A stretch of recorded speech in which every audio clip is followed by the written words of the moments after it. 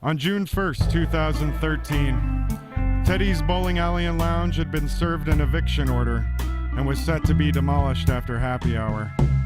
To build a parking lot next to another parking lot because progress can never have enough places to park. Its monumental sign illuminated squadrons of bulldozers and dump trucks. An empty cigarette machine guarded the doorway like a crossed-armed bouncer, hugged by a flickering neon for a defunct beer company. Heavy metal ballads echoed across 20 warped lanes and broken pin setters. A plaque honoring sportsmanship hung between the bathrooms. A busted-up display case of league champ names scratched onto gold and plastic trophies. Faded team pictures kidnapped by years of dust and spider nests.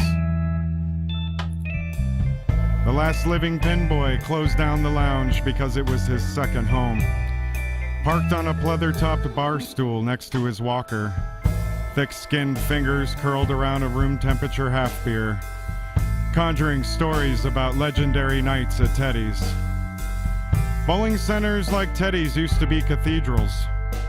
Americana, Vican along blue highways on corners in small towns, where old main streets take long naps under interstate highways. Before short attention spans, when breathing was sponsored by cigarette companies, anyone could become a town legend on the lanes by throwing strikes and spares around beer guts. Anyone could be considered an athlete in the groove after 8 beers and a half pack of Luckies. He lit a lot of cigarettes he forgot to smoke but still remembered to take his medications. Pinboy was his first job. Nothing like the swagger of a 10-year-old man on his first night of work.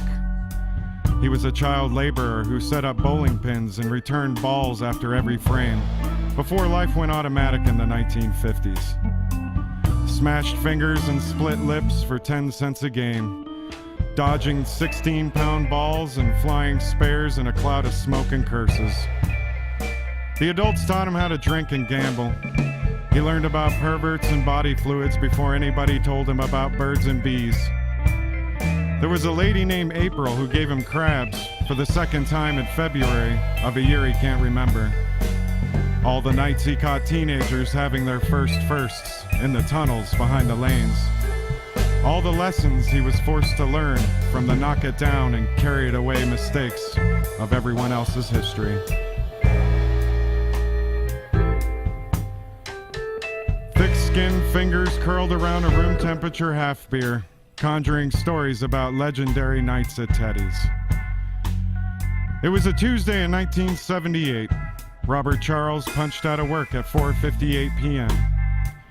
Slick Bobby Charles emerged on the lanes at Teddy's Bowling Alley and Lounge right around 7 p.m.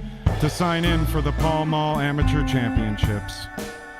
Sideburns framed pastel lenses above a meticulously groomed mustache.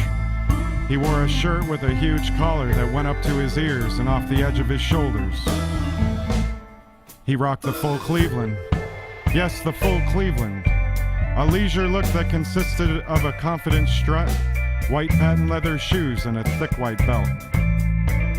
He never doubted that he would roll a 300. Slick Bobby Charles always knew he was a winner, and he definitely knew how to work the crowd. When preemptive fist pumps weren't enough, he screamed, "Set him up!" before his custom ball hit the wood grain. He pointed at himself with both thumbs and said, "This guy's a champ," after every strike, because he was a this guy kind of guy.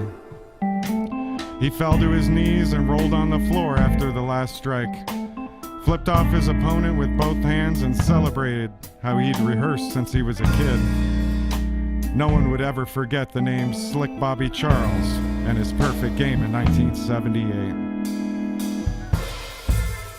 He told as many stories as he could remember. The last living pin boy closed down the lounge at Teddy's Bowling Alley. He raised the last swallow of his half beer and toasted Slick Bobby Charles in his perfect game in 1978. Then shuffled his walker out the door for the last time, lost into the early evening rumble of dump trucks and bulldozers.